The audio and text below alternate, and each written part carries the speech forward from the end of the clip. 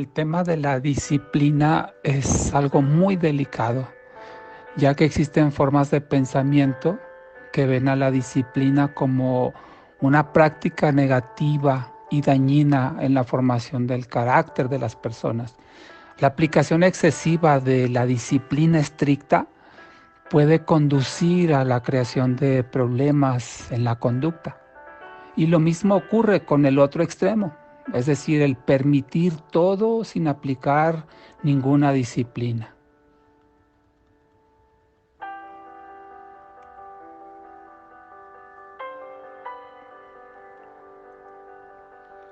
Sin embargo, está demostrado que aplicar disciplina en un equilibrio sano, sin caer en los extremos permisivos o autoritarios, es benéfico para el crecimiento personal, para la formación del carácter y para las relaciones humanas.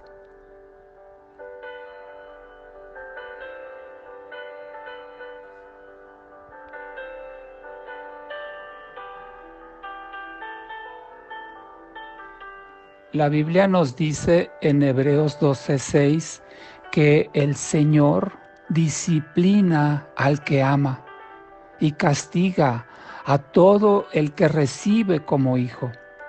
Esto nos dice que la disciplina de parte del Padre Celestial hacia sus hijos es una muestra de su amor y de su deseo de que cada uno de nosotros madure y crezca espiritualmente.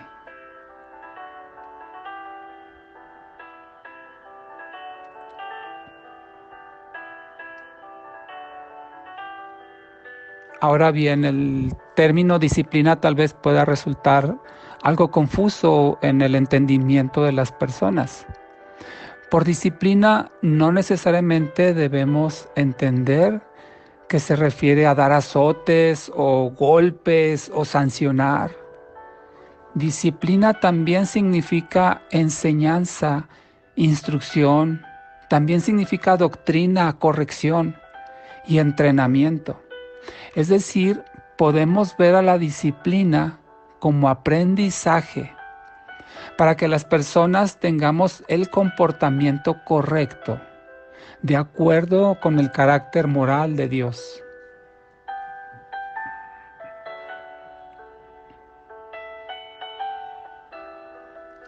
Si la persona no atiende la disciplina o la instrucción de Dios e incurre en faltas, entonces sí, Dios puede aplicar el castigo necesario para que el pecador se arrepienta y se corrija.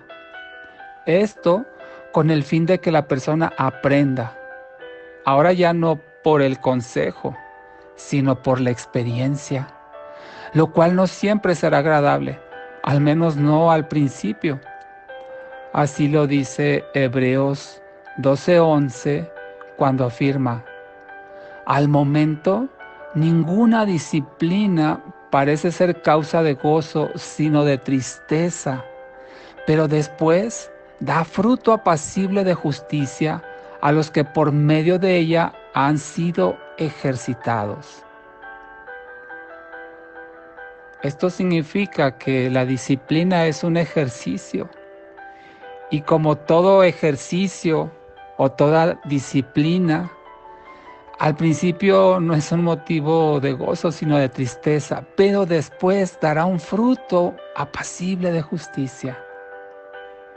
También la Biblia nos advierte en Proverbios 27:12, cuando dice: el prudente ve el mal y se esconde, pero los ingenuos pasan y reciben el daño. Es decir, que la instrucción de Dios, la disciplina de Dios, sirve para producir en nosotros prudencia, para discernir y ver el mal cuando acecha nuestra vida y nosotros apartarnos de ello. Pero los que no atienden el consejo de Dios, los necios o los ingenuos, van y reciben ese daño. ¿Cuánto daño hemos sufrido por ser imprudentes, por no atender el consejo de Dios? ¿Cuántas advertencias Dios nos hace? Y a pesar de todas ellas, a veces nos obstinamos y sufrimos las consecuencias de nuestra necedad. Y algunas de esas consecuencias serán para toda la vida.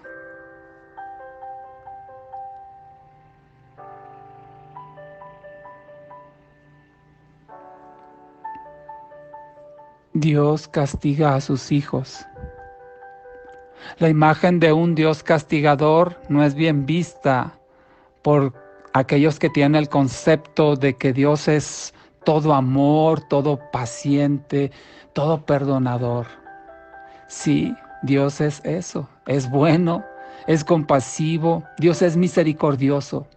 Pero justamente el amor de Dios se manifiesta disciplinando y castigando a sus hijos cuando es necesario. Y quiero reiterar esto que es importante: cuando es necesario, de acuerdo con su sabiduría y su conocimiento que son infinitos. Dios sabe qué hacer, cuándo y cómo hacerlo. No debemos dudar que todo lo que Dios hace es para nuestro bien, como lo dice Romanos 8:28.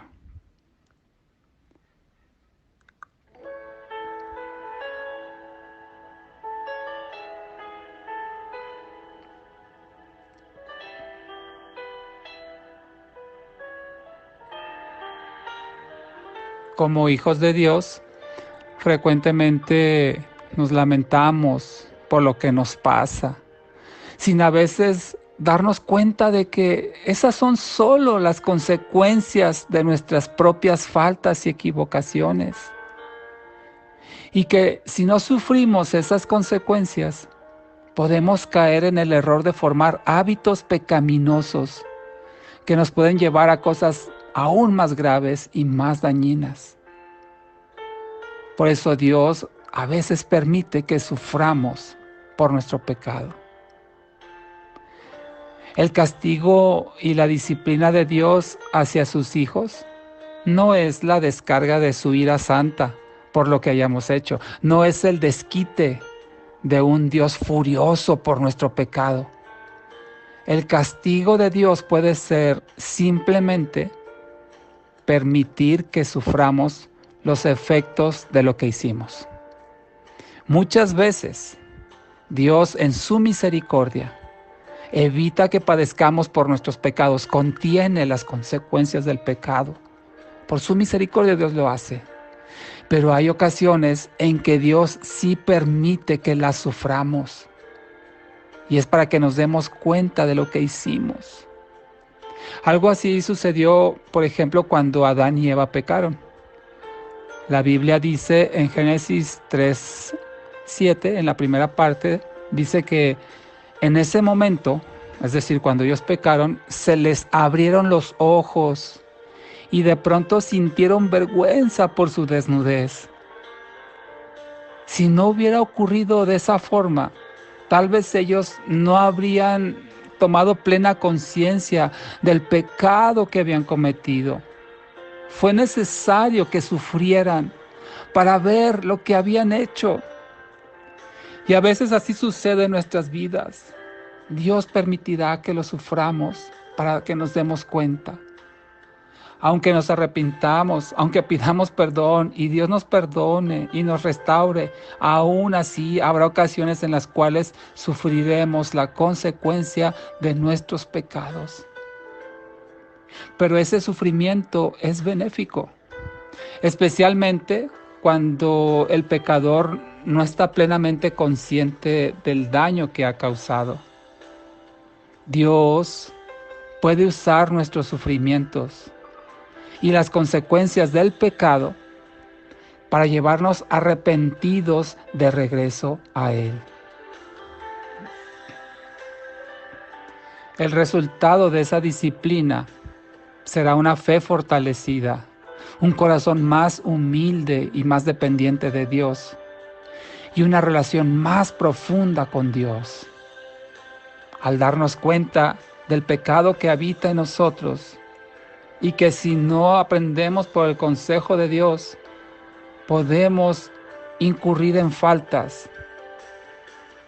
que Dios en su misericordia podrá contener las consecuencias, pero habrá ocasiones en que las sufriremos por el permiso de Dios, para que reconozcamos nuestra debilidad, nos demos cuenta cuánto dependemos de Dios, de aplicar mayor sabiduría y conocimiento en las decisiones de la vida y acercarnos más a Él.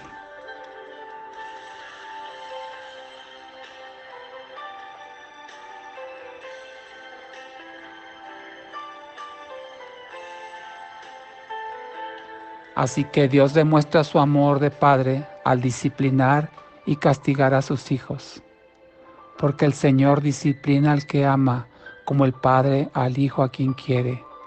Proverbios 3, versículos 11 y 12. Recibe con amor y humildad la disciplina y el castigo de Dios, y Él te restaurará. Oremos al Señor. Gracias, Padre, porque tú aplicas a nuestra vida, Señor, la disciplina necesaria por el consejo y en ocasiones también, cuando es necesario, el castigo, Señor, para darnos cuenta, Padre, de las consecuencias de nuestros actos. Perdónanos, Señor, por las veces que hemos sido necios, obstinados, negligentes y no hemos atendido tu palabra de sabiduría, Señor. Y hemos tomado decisiones aún a sabiendas que no eran correctas, aún conscientes, Señor, de que no eran agradables a tus ojos. Y en ocasiones, por tu misericordia, has contenido los efectos de esas malas decisiones, Señor. Pero hay ocasiones en las que sabemos, Padre, esas decisiones sí han causado daño, sí han afectado no solamente nuestra vida y la vida de los demás, Señor. Padre, si hay algo pendiente en nuestro corazón, Señor, de ponerse a cuentas contigo, muéstralo ahora mismo, Señor, a cada uno de nosotros, para arrepentirnos, para convertirnos, pedirte perdón, Señor, y ser restaurados, Padre, y afrontar esas consecuencias. Y si es necesario, vivir con ellas, Padre, pero ahora restaurados, perdonados por ti, Señor, y nuevamente en comunión contigo, Padre. Ayúdanos, Señor, a ser sabios el resto de nuestra vida, Padre. Y cuando sea necesario, castíganos, Señor, para darnos cuenta y volver a ti. Te damos gracias, Señor, porque tu amor de Padre es inigualable y sabemos, Señor, que tu buena voluntad es agradable y perfecta. Y aún en estas situaciones adversas, Padre, al final resultará un fruto apacible de justicia, un corazón más humilde, más sencillo y una relación más profunda contigo, Padre. En el nombre de Jesús te lo pedimos, Señor. Amén.